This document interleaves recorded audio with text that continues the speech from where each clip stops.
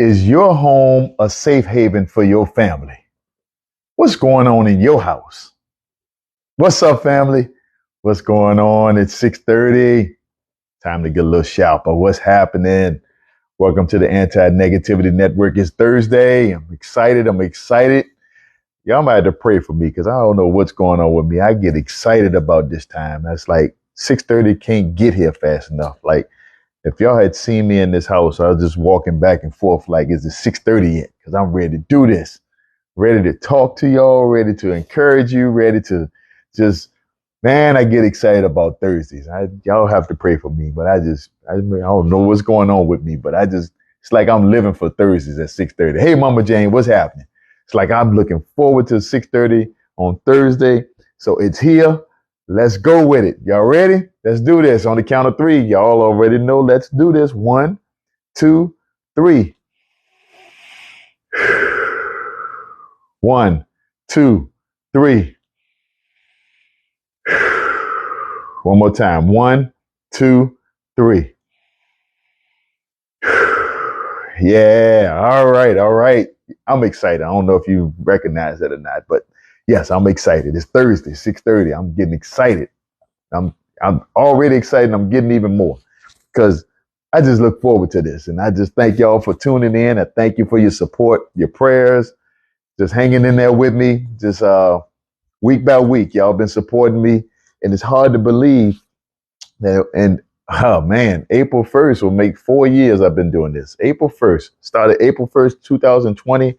So April 1st, 2024, that would be 4 years I've been doing this. I am absolutely blown away. I'm just blown away. I'm just, I didn't plan for this to happen. Okay. But since it's happened, we're going to keep going. All right. We're going to keep rocking with it. And I just know, although I'd be like a nervous wreck, I'd be like, I can't wait for 6:30. 6:30. When is it going to get here? 6:30 on Thursdays. I love it. So anyway, what's up, Angela? Rick, what's up, bro? Hope you're doing well, man. We ain't gonna talk about them cookies, but anyway, look. So I've been First Kings, right?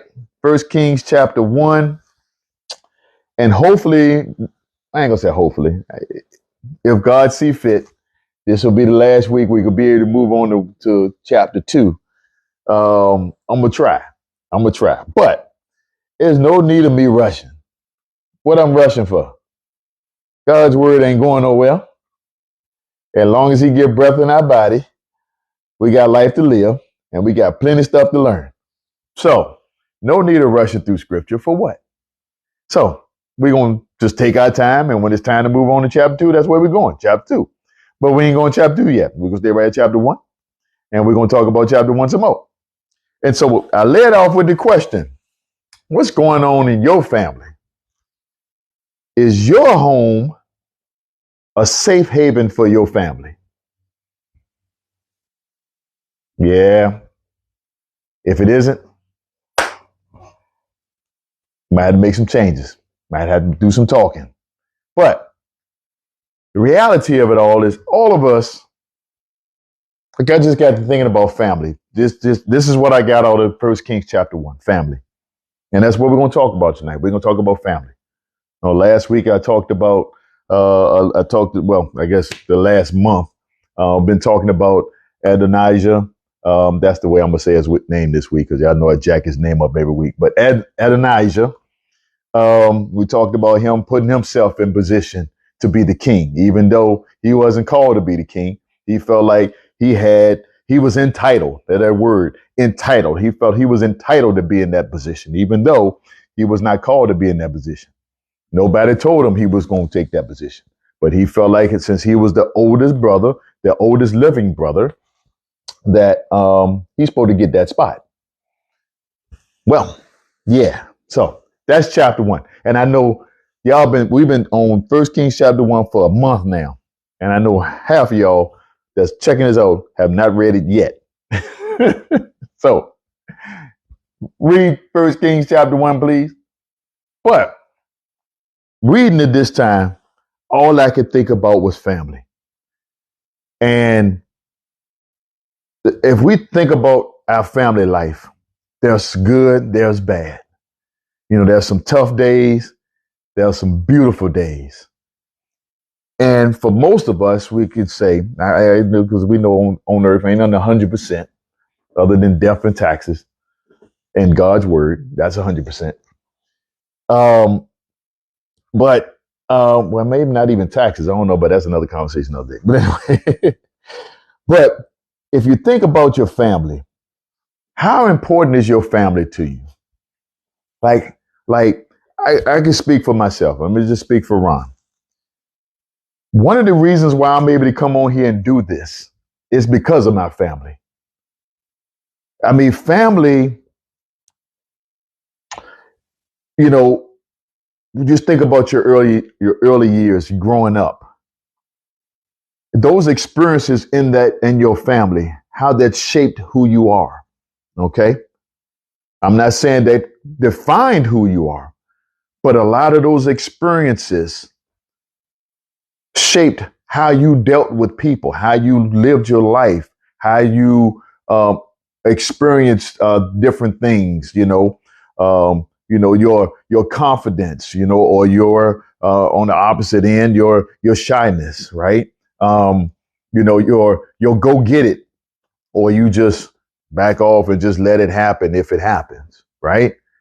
A lot of those experiences in life through our family is what has propelled us to be who we are. Now, that doesn't mean we can't change. That doesn't mean we can't, be the opposite of, some of your family situations. But let me just go here because, like I say, reading 1 Kings chapter 1, and we like I said, I'm not racing through this, but just got to thinking about family and how important that is. Okay, but even though in our families we got some jacked up stuff. Some of our families jacked up. We got some jacked up situations. We done had some jacked up history in our family, and still may do. Because guess what? It's made up of human beings who are far from perfect. And if you in the family, guess what? The family jacked up. Sorry, but that's reality. Because you're not perfect. I'm not perfect. But trying to give effort to be the best that you can be. But got to talk about that. Got to talk about this family. I need us to focus on family right now because maybe you agree with me or you may not, but I believe you would agree with me that family is important. Okay. And yes, I am talking about your blood family, but we also know we have some extended family. Let me just talk about Ron. Like my mama's side of the family, my daddy's side of the family. I would cut you long, deep, and continuous over them because my family means the world to me. Then I got married and created our own family right here. And that's just taking it to another whole level right there. You bet not mess with that. Just say that. I'm just going to say that. That's not an option. But of course, then we have extended family. Like I know for me, my bowling family. I mean, as I got older and growing up and being in the bowling and came across some people that I have closer relationship with some of the people in the bowling centers that I've grown up with and I've met and have been with for a long period of time. Some of them are closer than some of the people that I share the same blood with, right? All of us can relate to that. Then you have some other families. Then you grow relationships in your professional world and outside of that. Like my man Rick. I mean, that's my dude right there. That's my guy, right? But we're talking about family. And even though family should matter, family makes a difference. Hey, Yolanda, hope you're doing well. Just know that doesn't mean it's going to be perfect. It's going to be some jacked up situations in your family. And it can be some hard stuff you have to deal with. And so, reading 1 Kings chapter 1, and you talk about Adonijah and him and his sense of entitlement. And who was his dad? David. And you want to talk about a jacked up family right here. And David family. Now, David is the same one that I told you many times before. This is the same one that set up dude to get killed in the army or killed in war. Why? Because he wanted his wife. Now, I'm gonna talk about her in a second. But he wanted to do his wife. So he said, dude, it's that David. This that same David who had a son who killed another son because that son wanted to have the stepsister or half sister. Still family. So you got a brother that wants a half sister and another brother kills him because he raped her. That David, his family. Oh, and by the way, that same son that killed the son that raped the half sister, that son, by the way, his name is Absalom. That's the same one that rebelled against David, trying to take his position as king. This all in the family. Y'all remember that TV show, All in the Family? Young bucks, y'all don't know nothing about that. But this the same family I'm talking about. And it's the same family that now Adonijah is saying, I'm supposed to be the king because Absalom dead. Yeah, he dead. So I'm the oldest one. So I'm entitled to this position and I'm taking it. Because David, he about to kick the bucket. You know, he can't even stay warm. You got to have somebody take care of him. You know, he on hospice. That one. And then that's the David who got Bathsheba because he set up dude to get killed. And now he got Bathsheba. They have a son. That son dies because of what David did to get Bathsheba. So then they produce another one who's named Solomon. And Bathsheba like, yo, wait a minute. You said my son is going to be the next king. So what Adonijah doing? He up here setting up shop. And you ain't saying nothing about it. And then what is also missing in this family? I tell you, you heard me talk about all the mess. But then there's no discipline in the family. Read 1 Kings chapter 1. There's no discipline in the family. So then I got to reading some more about this. Y'all, I'm taking my time with this. Sorry, taking my time with this. But it's about family because we got to think about our families. But if you think your family jacked up, I'm telling you about David's family. We have a situation here. And I got to reading this. I just got thinking about how they dealt with each other, how they addressed one another. So yes, David is the king. David is basically in hospice now.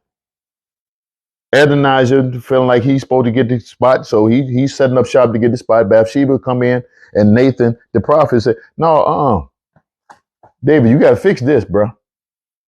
You got to speak to this." But then, way they come to him now, y'all bear with me for a second, but Bathsheba busts up in the joint and say, "Hey, David," but this is what she said: "My Lord." There's a small L, small L, small L. Now, how many of y'all baby mamas address baby daddy as my Lord? How many of y'all did that?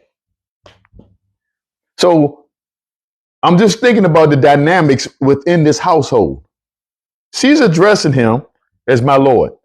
And when she walked in there, she bowed before him. Now, this is, now I may be wrong. Some of you Bible scholars may have to correct me. Y'all might have to correct me. But I believe David is still married to Bathsheba. That's his wife. She walks in and bows before him and calls him my Lord. Now, how many of y'all women out here have done that to your husband? Deborah, have you done that to me? I don't think so. So what kind of dynamics going on in the house where she bows before him and she calls him my Lord? Now, granted, some of you might go here and it just hit me. Okay, we at church, you got the pastor and his wife. His wife honors him and calls him pastor or calls him bishop or calls him reverend or whatever when they're at church. But I don't think they're doing that when they're at home. When they're at home, they whoever their first name is, right? Or whatever term of endearment they choose to use. But I don't think it's my Lord they're using. And I don't think she's bowing down when she goes to talk to him. So then there's some other stuff they said. And I wrote it down because I want to make sure I don't miss it. But some other things that was said was like, when Bathsheba came to David, David said, this is how he addressed her. What can I do for you? Now, I know you baby mamas. I know that's my term for the night. If I said that today, I know she's going to be looking at me sideways like, what? She going to have to bite her tongue, keep from cussing on something like that. What can I do for you? So this stuff stood out because we're talking about the dynamics within this household, within this family. And so it had to be some, how much of a family, how much of a home was this? I hear you, Mama Jane. What kind of household is that when you're addressing each other like this? This is in the house. We ain't talking about outside. We ain't talking about in the professional setting. Then David said to Bathsheba, your son, Solomon. Well, wait a minute, David. It take two to tango. It take two to make it happen. Now, there's only one that they only needed one, and that was Jesus through Mary. But everybody else, it took two. David, since when Solomon ain't your son? So how you want to address Bathsheba talking about your son, Solomon? Ain't he your son too? So yeah, I'm getting a little hyped about this one because it's about the family. So now, what does that have to do with us today? I'm glad you asked that question. Because now we got to take notice of what's going on in our house. What's going on in our family? How your kids feel when they come to the house? How your kids feel when they come home from school? How you feel when you come home? How does your spouse feel when they come home? When family come over, what goes on in the house? Is there love and respect? Or is there a whole bunch of cussing and calling each other out their name? A whole lot of attitude, a whole lot of this and that, a whole lot of foolishness, a whole lot of disagreements. What kind of atmosphere going on in your home? Because hopefully you agree with me on this, but I think it matters what goes on in your household because that's where you develop. And that's how you should be able to come home and that's the one place on earth you should be able to be yourself and regroup and be able to go out here and tackle this world. The home. But it's not just about the four walls. Just like church, the four walls don't make the church. The four walls don't make a home. What you bring into the home. And I can speak about this because I'm just going to expose us. I'm going to expose this household just a little bit. Hopefully my wife don't have a problem with me on this one, but I'm going to speak on it. Because when Deb and I got married, she had a son from a previous marriage. I had a godson, right? Now, he's my godson, but our relationship was like father, son, so to speak, right? So we brought that together, blended. You would think that should be able to work because they was pretty close. They know pretty close. They really close in age, just a few months apart. So you would think that everything should be able to flow. No, indeed. Because the way I was brought up, the stuff that I brought from my upbringing, the stuff that they're brought from her upbringing, the fact that Marcus has a mother that was all to him. Now he got to share mama. Same thing with Kayvon. He got to share daddy. So you bring all that together. You think that was a layup? You think that was easy? Far from it. But then how you deal with that? It takes hard. Oh, that cuss word again. Oh, it takes hard work. Sorry to cuss at you. But it takes hard work and dedication to make that family house the way it's supposed to be. It's supposed to be a safe haven. And if you read 1 Kings chapter 1, and you start to read back in 2 Samuel about David and his family and all the stuff that took place, there was some struggles. But you think your family bad. You go back and read that. They got murder going on up in there. They got rape going on up in there. They got rebellion going on up in there. They got lack of discipline going on up in there. They got all kinds of foolishness going on up in there.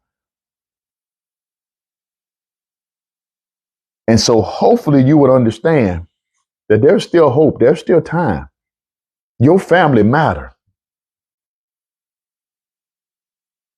As long as you got breath in your body, you need to be making sure your home is a safe haven. Safe haven for you, safe haven for your family. I remember growing up, my grandmothers, God rest their soul, but I knew going to their house, that was the safe haven. I get there, everything is chill. I'm good. I'm going to get something to eat. I'm going to make sure I'm cared for. I'm safe. I'm safe right here. And now I can regroup. So when I leave up out of here, I got the confidence and I got what I need to battle it out there. And even if I get out there and I get wounded, I come right back to the safe haven. That's where your home's supposed to be. My mom created that home. My father, my grandmothers. And then we try to do that here for ours. So I'm encouraging you to do the same for yours. You need it. Your family need it. It matters. We're not going to have no perfect families. We're not going to have a perfect household. It ain't going to happen. Because why? You part of it. This household ain't going to be perfect. Why? Because I'm part of it. But I'm going to give effort. You got to give effort. It takes hard work. I'm sorry to cuss at you again, but I'm going to cuss at you. It takes hard work and dedication to get your family where it needs to be. Your kids need you to do that. Had David did what he was supposed to do with Adonijah, Adonijah would not have gotten himself embarrassed. Adonijah would not have had to go to Solomon and beg simply for his life. But you want to talk about discord and dysfunction in the family. It ain't, your family ain't the first one with dysfunction. It ain't going to be the last one. But right here in this book, it lets us know that we have some dysfunctional families, but there's still hope. Adonijah got out of line. David didn't straighten it up. And then to make matters even worse, you read the end of 1 Kings chapter 1. I'm going to even read it to you. This is what he said. Solomon replied, if he proves himself to be loyal, not a hair on his head will be touched. But if he makes trouble, he will die. Now, this is a brother talking about his brother. This is a brother talking about his brother. They come from some of the same blood. Might be different mamas, different baby mamas. But they got the same baby daddy. So they got the same blood. And he's telling them no. He act a fool, gut him. He done. He out of here. But if he do what he's supposed to do, he stay loyal, he gonna be all right. How would you like to have that over your head and that's supposed to be your family? Family, it's important. It's important that we set up our home to be a safe haven because the world, y'all already know how they are. You already know how they are. But we got to start here at the home. Starts right here at the home. Let's set it up so that our kids can have a bright future. They can have the confidence they need to tackle this world out here. They're going to get wounded, but then they know where they can come to get healed up. You set the atmosphere. I'm out of here. See you next week at 6:30. So don't forget to do what? Pray, plan, prepare, proceed. Go make it do what it do. I love you. See you next week at 6:30.